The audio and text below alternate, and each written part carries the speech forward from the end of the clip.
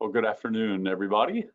My name is Hal Otey, and I'm back again to talk with you about all things retirement. Now, what you're going to learn in this video, which we're titling Sequence of Returns, is what is the risk for a retiree who is beginning to take withdrawals from their portfolio, and how is that impacted by the gains and losses that they incur over the course of their retirement years while they're making withdrawals on their money. Now, we work with a lot of people who are in their mid to late 50s and getting into their mid 60s, people who are finishing up their careers. They put in long 30, 40-year careers, and what they've gotten used to over that time frame, and especially with the coming in of the 401k back in the 80s, is the fact that they've been accumulating money, and the rate of returns that you receive on your money during the accumulation phase really don't impact you that much until you get to the point where you start making withdrawals. So in order to illustrate this for you, what I'm going to do is I'm going to share my screen with you. And so we call this the sequence of returns. And as we get into this, why does this really matter? So the sequence of returns that you have during your accumulation phase, during the years that you're working toward retirement, market can go up and down. And obviously we've seen that over the last 20 plus years. For those of you that remember back the huge declines that we had back in the early 2000s with the tech bubble bursting, and then 9/11 happening, and then the scandals that occurred with some of the companies like Enron and WorldCom, that was a 49% decline in the market. But if you were 40 years old back then and you were still putting money into your 401k or your 403b or IRAs or whatever you were accumulating in and not selling during that time, then you were continuing to accumulate, and through what we call dollar cost averaging, you were just buying more and more shares at lower prices during those downturns in the market. And of course, who can forget the Great Recession in 2008 when the market dropped another 57% from November of 17 through about March of 2000. November of 2007 through March of 2009. However, when we start looking at the relationship of an investor who's taking withdrawals out of their portfolio in retirement, what we call the distribution phase, then that can have a huge impact on a portfolio. So again, to illustrate this, what we're going to do is we're going to take a look at two different investors here. We're going to look at the factors that influence investing during the accumulation phase. So, one of those is obviously the annualized rate of return that you earn. Now, over time, that will average out. But what you'll see as we look at this chart here in a minute is there's a 25-year time frame, and rates of return can be pretty volatile during that period of time. We'll also talk a little bit about the asset allocation, and then, of course, staying invested during times when the market gets kind of rough. So here we are. We're going to look at investor A and investor B. They both have $100,000, and we're going to assume that both of them are 40 years old. They've got a 25-year time frame prior to retirement, so they're going to both work until they're age 65. And in this particular scenario, we're not going to be putting any new money into the plan. We're just going to assume they have $100,000 to start, and then they're going to let that $100,000 accumulate. So what you'll see on the chart as we look at this, we're going to average over that 25 years on both sides of the coin for portfolio A and portfolio B. They're going to average 8% on both of them.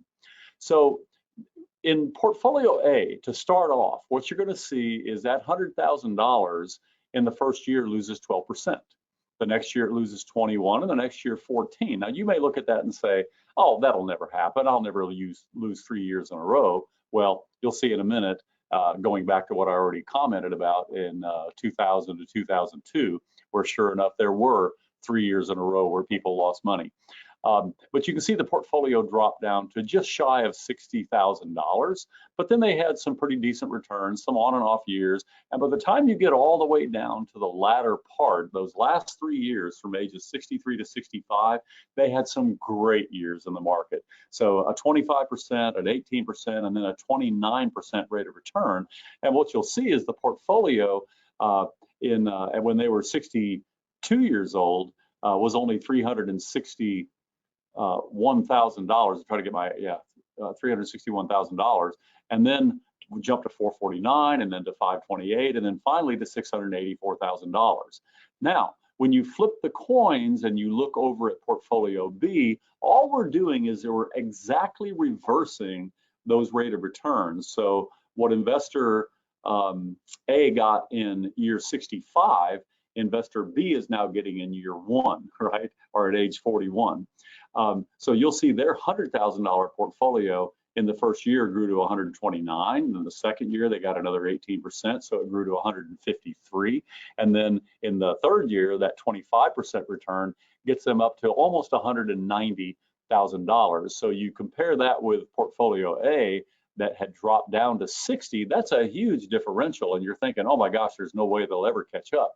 But again, the sequence of returns here, we just reverse things to be completely the opposite. So by the time you get down to age 62, there's like almost $1 million in that portfolio. And then you have the 3 negative years on the back end here. So they lose 14, lose 21, and then lose 12%. But you know what? They end up with exactly the same $684,000. So when you look at that over on the left-hand side of the screen, they both ended up with exactly the same amount of money, because all we did is we reversed the returns, and they both averaged 8%. Now, the deal is during that phase, there was no money coming out. So let's address the issue that I commented about a second ago, which is if we look at a true bear market, if we go back to 2000 to 2002, and we look to see what happened in that market, we're actually looking at a market that from March of 2000 through March the 11th of 2003, almost a 3-year period, the market went through a 49% decline, but it went through that in phases. Now imagine that you're the investor that retired, you were 65 years old and you retired in the year 2000. And so what happens is that first year, you probably dropped somewhere in the neighborhood of around, 20 to 25% off of that sell-off, and then only to see the market recover about 19% into May of 2001. And I remember, I'm an advisor, been in the business since 1987, and I was in a meeting up in Omaha with a group of other advisors, and we're talking about this sell-off that's starting to occur, because this is really the first true bear market that we've had in a long time. We had kind of a couple of month bear market back in 1987, the year I started in the business, but that was over so quickly it almost didn't matter. You would actually have to go back to 1973 and 1974 to see a bear market that lost almost 50% of its money over a couple year period of time. But I remember up in Omaha, we're talking, and the market's made that nice little recovery. And at that point, we're only down maybe 10 or 12% for the year, and we're not feeling too bad about that. But then all of a sudden 9/11 comes along, and the market then proceeds to drop another 26% over the course of that next several months into, sometime into October, November of that year. And then the market rallies again, and we have a nice little recovery. But then the Enron scandals, the WorldCom scandals, and the market pretty much says if there's a couple of roaches in our kitchen, and that's all we see, the likelihood is there's a whole bunch more. So the market says if we've got a bunch of companies cooking their books and cheating on how they're reporting their earnings, then they're not the only ones that are doing it. So let's just sell, and we'll ask questions later. And so the market plummets another 32%. And by the time we got down to the bottom of this in October of 2002, the market was down 49%. And then what you'll notice is it kind of had a double bottom there, a triple bottom actually. So it rebottomed again in late 2002, and then it rebottomed again in March of that next year before it took off. But if you're the investor making withdrawals from your portfolio during that time, you're going to see a significant difference. And so as we look at this next set of slides and we talk about this distribution phase that an investor goes through, and again, we work with a lot of pre-retirees. And if you're that person that's getting ready to retire, you put in a long career, you've accumulated, you've been disciplined, you've saved well, and now you're getting ready to make these decisions. You've looked at Social Security, you've looked at your pensions, if you have one, you've looked at the different investments you've accumulated. You may have Roth IRAs, you may have personal investments, you may have stock options, you probably have 401k and or 403b or a tax sheltered annuity, but you've got all these different components of your retirement, and now you're looking to see, how do I start taking distributions? Well,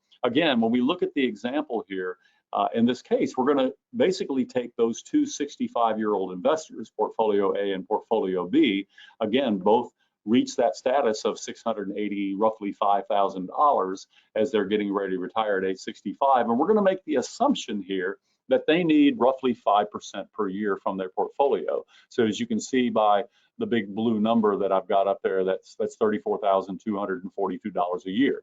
So both of them have averaged 8% per year. But what we're going to do is we're going to look at the difference of how that impacts them on the distribution phase. And as you'll see in the chart here, we basically started with exactly the same rates of return. This is now another new 25-year period, but we're going to go from age 65 to age 90. So look at Portfolio A here. They started with 684,000, but with a 12% loss the first year, they're down to 566.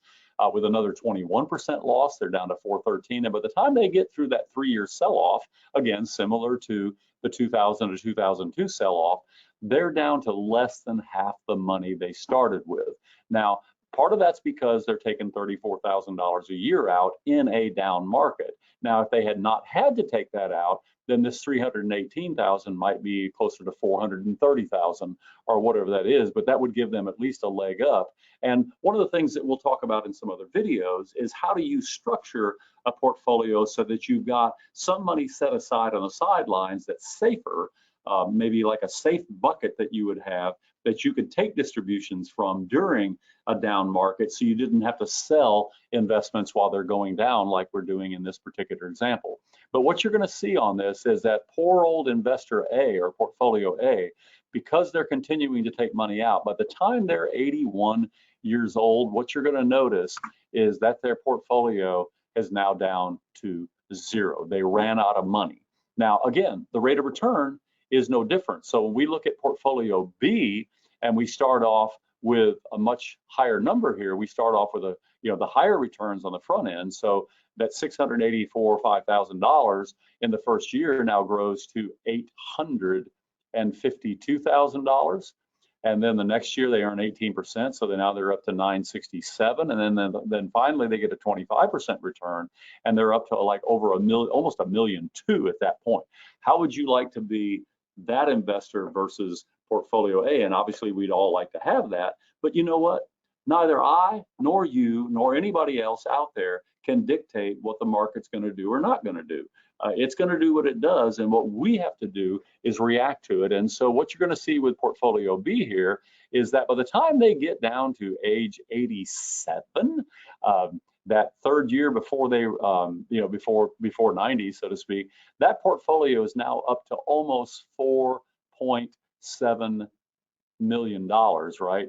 And then they have their negative years on the back end. So they lose 14, they lose 21, and they lose 12. And now they're all the way down, oh, woe is them, down to $2.6 million. But compare that with, if you look at investor A, who lost it all, and they were out of money by the time they're 82, versus investor B, who now has $2.6 million after taking out that $34,000 a year every year and continuing to withdraw.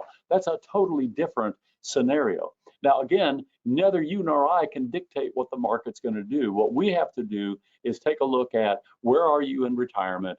How are you structured? And how can we position things in a way so that if we do start off with those bad years, you're that person that's, ready to retire, you're in the process of making decisions of what you're going to do.